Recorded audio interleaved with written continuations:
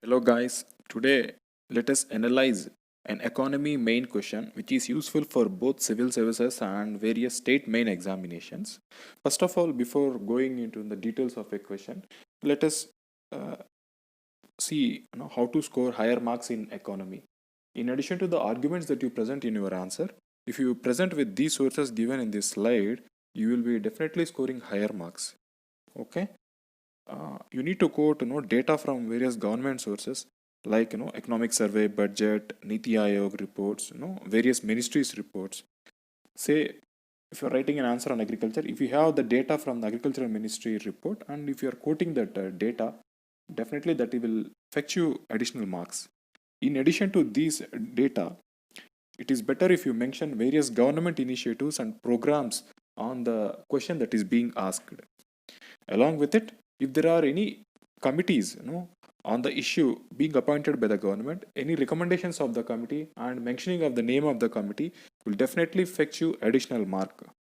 Along with all these data and the facts, if you are able to draw some flow charts or bar graphs or pie charts to show some data comparison, it will definitely uh, add to the presentation of your answer. For example, if you are comparing the GDPs of India in the current year and to 2 decades back, it is better to draw a bar graph and show the variation in the GDP. That will definitely visually it will definitely improve the presentation of your answer. Now let us actually take the question and go for a detailed analysis on how to write an answer for this sort of question. Okay. Now the question that I chose is, what are the reformative steps taken by government to make food grain distribution system more effective? Guys, this is a UPSC main 2019 question which is being asked for 15 marks. You need to write an answer for this question within 250 words. Now here actually before attempting a question, actually you take the note of keywords that are being asked in the question. You need to frame your answer based on these keywords, guys.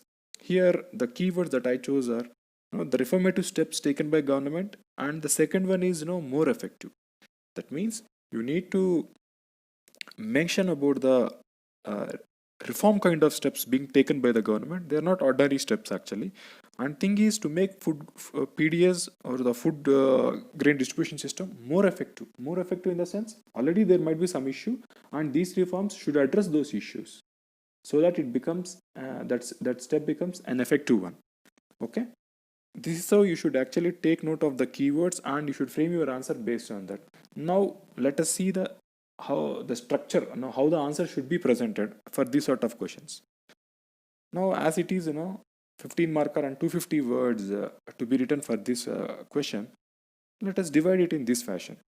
For introduction you can devote 25 words, and for body 200 words, and for conclusion the remaining 25 words. Introduction actually you can give about the basic objectives behind establishing PDS, and you can introduce an answer in any number of ways actually, but it should be simple and attractive. Okay, and the body actually you can divide the body in two parts based on the keywords that we have noted.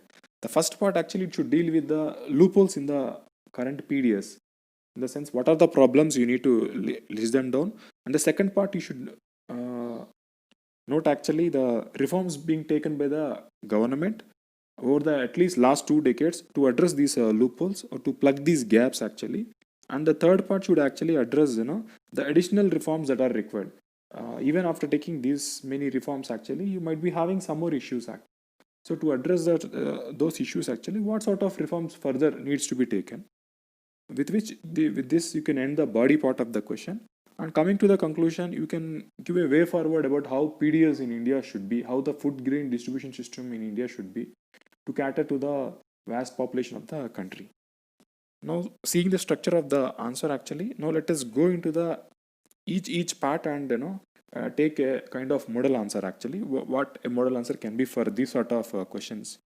Now coming to the introduction, actually I wrote introduction in these two paragraphs, guys. Actually it is 15 marker, we can go for a bigger introduction, but for 10 marker actually you can go for a small introduction. You can write introduction in n number of ways, as I said in my previous video. So I am writing in this fashion. It can be serve as a model for you. Based on this, you can write in however fashion or whatever fashion you require. And it should be, the basic thumb rule is it should be simple and it should look attractive. So now I am writing in this fashion.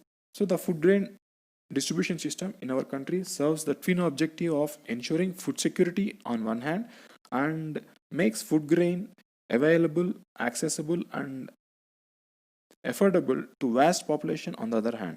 Now both central and state governments are involved in it. Central government through Food Corporation of India assumes the responsibility of procurement, storage, transport, and bulk allocation of food grains to state governments, while states in operational part of beneficiary identification are involved in beneficiary identification, issuing ration cards, and maintaining fair price shops. This is the way I am introducing the question, guys. Now let us directly go into the body part.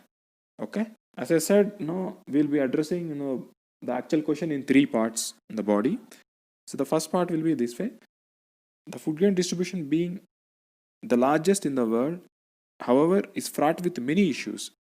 Now I'm writing the issues actually that are being presented on the central government side and state government side.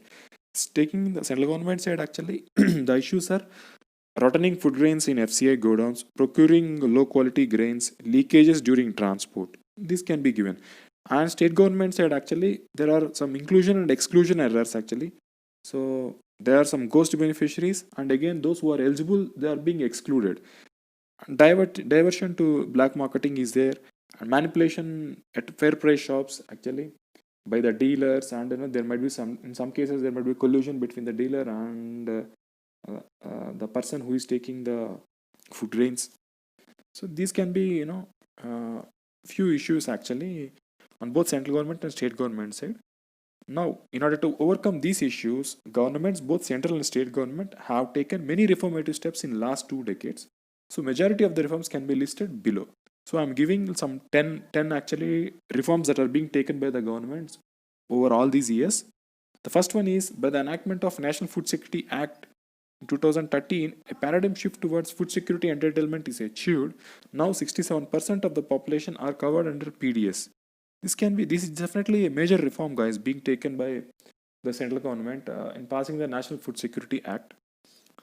The second one can be by Aadhaar seeding, inclusion and exclusion errors have been overcome. It helps in maintenance of a nationwide data of beneficiaries, helpful to take effective decisions during contingent times like onion price hike spike in August 2017. Okay, so Aadhaar seeding definitely is again another major reform being taken by the government as far as distribution of food grains is being concerned. And the third one is by making GPS and RFID tag compulsory for vehicle movement, leakages and delay in transportation of food grains are achieved along with real-time monitoring. The fourth one is again another major reform being taken by central government and implemented by state governments is end-to-end computerization of supply chain in collaboration with both center and states. Reformed the entire supply chain of 5.38 lakh fair price shops. This is the actually data that is being taken from the Ministry of Consumer Affairs website. Now EPOS for 4.87 lakh fair price shops made tracking grain delivery at FPS a reality, along with biometric identification that led to targeted delivery of grains. The sixth one is GIS mapping of 1.73 lakh FPS led to online tracking of exact location of FPS. Next, the seventh one actually it is related to allocation of food grains. So online allocation of food grains to states through Anna Vitaran portal. Actually, the allocation is to all the states combined is actually 43.8 lakh metric tons in 2019, which gives again holistic picture of PDS in the country. Again, one nation, one card initiative in which all ration cards are connected to centralized server, allowing interoperability of beneficiaries in uptaking of grains. Currently, 12 states have been implemented it. Okay, and it is not being implemented on a pan-India basis. 12 states have taken it, and sooner or later, all the states will be taken up, and then on pan-India basis, definitely interoperability will be there. Next, the grievance redressal at district level, along with toll-free numbers to enforce food security rights under Section 15 of National Food Security Act 2013. This is again another reformative measure being taken. And the 10th one is online depot system along with scientific storage in silos for storage of grains in FCA godowns. In 2015-16 only 0.005% of procured grain is wasted. This is again data being taken from Consumer Affairs Ministry data. However, in spite of these reforms, various issues like a black marketing of grains, high cost of procurement, low quality of grains, etc., still persists actually. Now, to overcome these, actually, what all things we can do again? We can give it as measures actually. And decentralized procurement at district level should be encouraged. Recommendations of Santa Kumar Committee 2015, like outsourcing storage to private and in triple P fashion, increasing private investment in logistics, cash transfer in 52 million plus cities need to be considered by the government. The third thing is again providing food coupons as per National Food Security Act 2013 helps to reduce procurement and logistic overheads. Now I'm ending the body actually by addressing all the parts being asked in the question. Now coming to the conclusion, actually it can be a futuristic conclusion which can be a way forward. So I'm giving it in this fashion. Reforming food grain distribution is a continuous process. Ultimately, for India to improve its status on Global Hunger Index, which is currently at 102nd position in 2009.